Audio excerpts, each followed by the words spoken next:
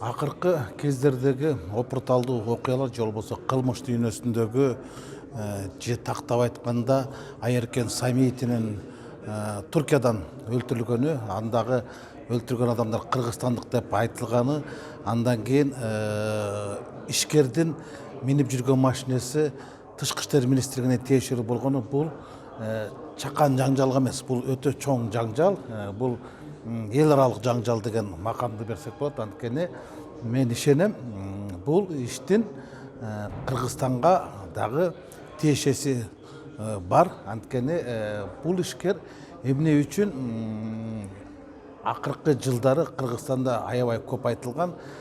Мен кечээ таң калдым, ички иштер министрлиги айтып атат, бул 2017 жылдан бери издөөдө жүргөн деп. Мамлекеттик экономикага каршы күрөш кызматы айтып атат, бул сентябрдан бери издөөдө жүргөн депчи.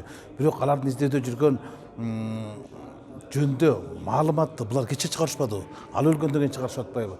Андан кийин Тышкы иштер министрлиги бир күн кечке чейин ал машинанын консулдукка таандык экендигин ачыкка чыгарбай турду.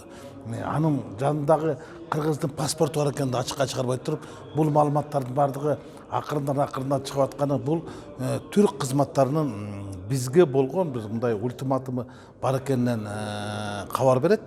Анткени маалыматтардын баардыгын алар чыгарарга белгилүү болгондон кийин биздикилер аргасы чыгарып атат да. Демек бул иштин артында бир эки мамлекеттин ортосундагы бир чоң саясий соодалашууга негиз бере турган маселелер бар экенин мен шектенип турам да.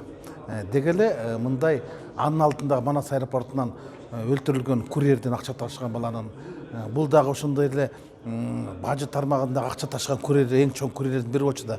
Ошолордун биринин артынан бири набыт болуп жок болгону бул мамлекеттин инвестициялык климатына өтө чоң таасирин тийгизет. Анткени мындай кырдаалда инвесторлор Кыргызстанга келиши өтө арсар болот, күмөн болот. Анан аларга биздин мамлекет болгон, биздин өлкө болгон ишенимин төмөндөтөт.